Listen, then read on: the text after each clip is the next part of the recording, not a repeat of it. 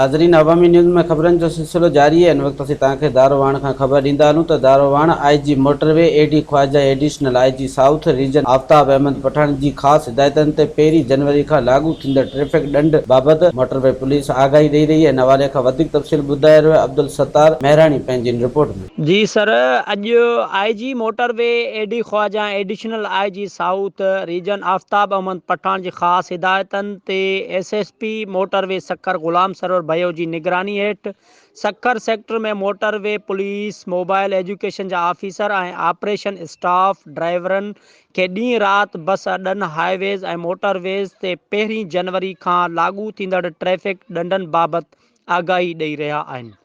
क़ौमी शाहरान ऐं मोटरवेज़ ते सफ़र खे महफ़ूज़ बणाइण ऐं अवामुन्नास जे तहफ़ुज़ लाइ हुकूमत पाकिस्तान ट्रैफ़िक क़ानून जी भञकड़ी कंदड़नि ते लागू समूरनि ॾंढनि जी शरह में वाध जो फ़ैसिलो कयो आहे, जंहिं मूजिबि 1 जनवरी खां मोटर साइकिल खे ओवर स्पीड ते 1500 रुपया, कार खे 2500 रुपया, बस खे 10,000 रुपया, ट्रक खे 5,000 रुपयनि ताईं ॾंढ हयो वेंदो, जॾहिं त मुक़ररु कयल हद खां वधीक वज़न ते नए ॾंढ तहत 10,000 कयो वेंदो। अहिड़ी रीति ग़ैर मुनासिब ऐं ग़ैर महफ़ूज़ सामान लोड करण ते ॾंढ 500 खां वधाए 3,000 कयो वेंदो, जॾहिं त मोटर साइकिल ऐं कार बिना लाइसेंस हलाईंदड़नि खे 750 खां वधाए 5,000 रुपया, बस ऐं ट्रक खे 750 ॾंढ वधाए 10,000 ॾंढ कयो वेंदो। उनखां अलावा बिना हेलमेट जे मोटर साइकिल हलाईंदड़नि खे 200 रुपयनि खां वधाए 1,000